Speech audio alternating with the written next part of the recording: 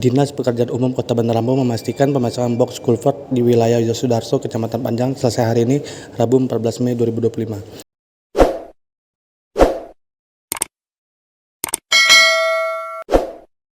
Kepala Dinas Pekerjaan Umum Kota Bandar Lampung, Dedi Sutioso, mengatakan pihaknya masih mengerjakan pemasangan box culvert.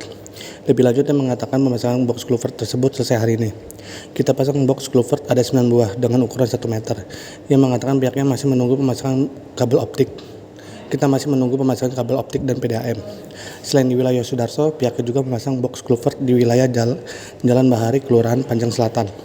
Pihaknya juga sedang memasang pipa air ke rumah-rumah warga masuk ke dalam box culvert. Pihaknya juga melakukan pendalaman, pembongkaran dapur-dapur rumah warga yang menghalangi aliran air. Ini pemasangan box culvert ini ada berapa, Pak? Box culvertnya kita pasang pada dari tadi malam sampai sekarang ada 9 buah box culvert ukuran 1 meter. Nah, target kapan selesai nih, Pak? Hari ini selesai dan kita menunggu pemasangan kabel optik dan PDAM. Selain di sini ada tempat lain nggak, Pak?